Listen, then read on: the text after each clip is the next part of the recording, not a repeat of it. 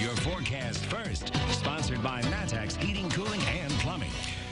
Well, good afternoon, good evening to you. A nice Thursday out there. We had some rain trying to work its way in. You see that complex moved across near Quincy?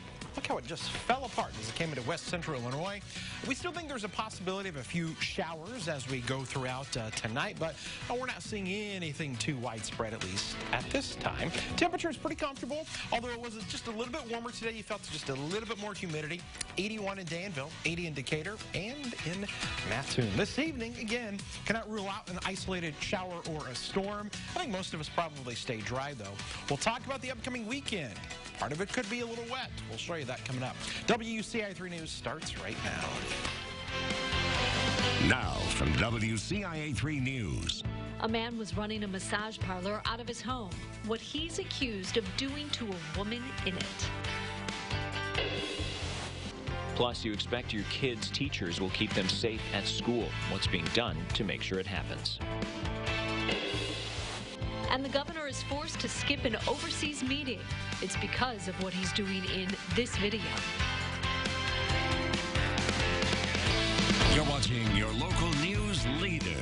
This is WCIA 3 News at 5. Kids spend most of their times at school. I mean, they're at school more than they're at home. So shouldn't we be checking our educators more often? So the state is making moves to do just that. Good evening, I'm Paul Cicchini. And I'm Jennifer Roscoe. The new law requires districts to do background checks on teachers every 5 years. WCIA 3's Gabrielle Franklin is live in our Capitol newsroom. So, Gabrielle, how often did they do them before? Well, Jennifer, before this law, districts only had to screen teachers when they were first employed. Now, advocates and lawmakers say that this new law will make sure that violent offenders stay out of the classroom. Now, on top of more frequent screenings, the new law prevents teachers charged with Class 10 felonies from getting hired at another school district during an open investigation. It allows the State Board of Ed to suspend a teacher's license if they are charged with misconduct, like sex crimes, drug offenses, and kidnapping. Districts now have to report a teacher's conviction to the Board of Education when that educator is convicted of these types of crimes. Now, in the past, districts only had to report the crime if a teacher was terminated because of it. Advocates say the new law is all about keeping students safe. An educator who has an open case of sex abuse or was convicted can't just move to a new school district and just pretend like that didn't happen. It allows for some information to be shared with the school district, almost saying, okay, you know, we know that you've hired this person, just letting you know this is what's happened. But it's just further protections for our kids. Now, in addition to notifying other districts and the State Board of Education, children's advocacy centers also have to be a part of the process now in the event of sexual misconduct at school. Now, these centers already work with children once an incident is reported to DCFS, but their goal is to make sure that traumatized students have an opportunity to work with them instead of only being interrogated by school investigators. Jennifer? All right, Gabrielle, thank you so much for that. The law takes effect immediately. It also creates a task force to prevent abuse in schools. It's made up of 30 people from law enforcement, lawmakers, and children's advocacy centers. They'll explore policies and solutions to better support children who report abuse at school. A man in Mattoon is facing sexual assault and drug charges for trying to make unwanted sexual contact with a massage client. Investigators say a woman told police Amado Hernandez assaulted her while she was on the massage table at his house. He was working out of his home on Western Avenue by Riddle Elementary School. The woman called police yesterday morning, so they went to his home. When police arrived, they found muscle relaxers in the area where he was giving massages. He was not licensed to have those drugs.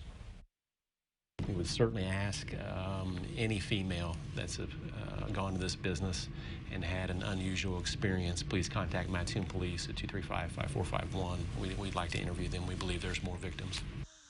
Tonight at 6, we'll tell you more about the investigation, including some interesting things police encountered while searching Hernandez's home. A man's been arrested for a murder that happened in Decatur last month. Police say Cronterial Bond was arrested by U.S. Marshals in Calumet City. That's in northwest Illinois. He's accused of shooting and killing Demetrius Ford. He was found dead on a porch in mid-July. Bond is in the Cook County Jail awaiting extradition. A man is dead after a morning crash near Ogden. Police say an SUV was on 150 when the driver went into the oncoming lanes. The SUV hit a semi-truck head-on. Police say the driver of the SUV was killed. The semi-driver wasn't hurt. We know the victim was a man from Savoy, 42 years old. His name hasn't been released at this time. New at 5, a person was killed in a crash in Shelby County this afternoon. It happened on County Road 1945 East at Route 16. Police say 28-year-old Dustin Hahn was at a stop sign getting ready to turn west. They say he pulled out and hit a motorcyclist. That person died.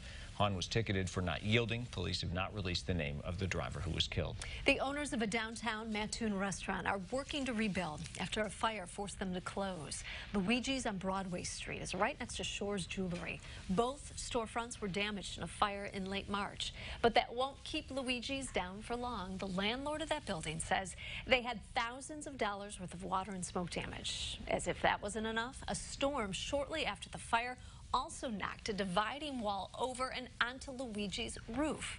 They don't have an exact opening date, but hope to finish repairs within a few months.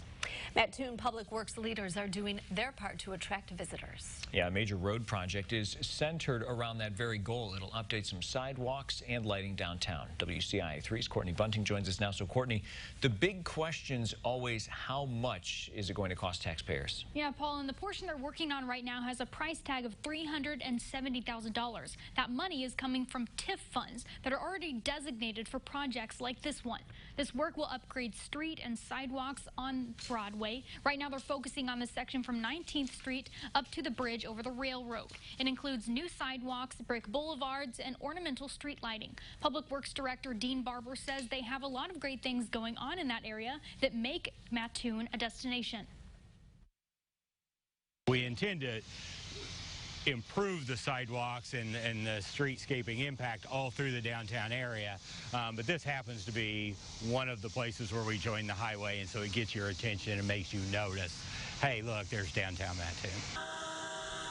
If you want to get a feel for how the upgrades will look once they're done, check out Heritage Park or Progress Square parking lot and the Depot parking lot. They'll have similar streetscaping. This phase will be finished this fall. Next year, they'll bid out from 17th Street to 16th Street again on Broadway. Paul? All right, Courtney, thanks for that update.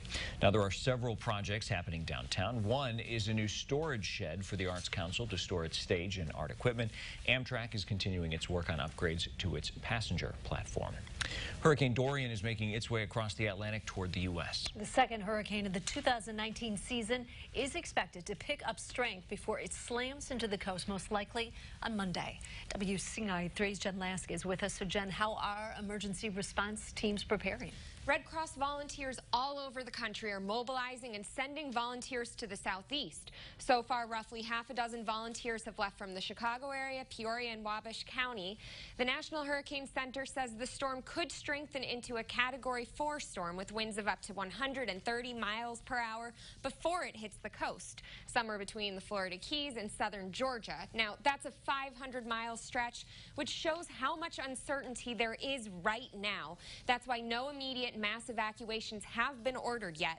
Officials in Florida and Georgia are urging residents to stock up on food and emergency supplies, though, and forecasters are predicting anywhere from 4 to 8 inches of rain with possible life-threatening flash flooding as well. Back to you. All right, thank you so much. Now, the Red Cross is preparing evacuation centers right now. Hundreds of trained volunteers are expected to head south with more than 30 tractor-trailer loads full of relief supplies.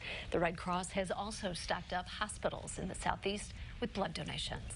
Well, if you were watching this morning, you noticed Channel 3 went to black. We'll tell you what happened. Plus this. It has really changed everything for me. Agriculture puts a smile on the faces of these students, and this story might just put one on yours, too.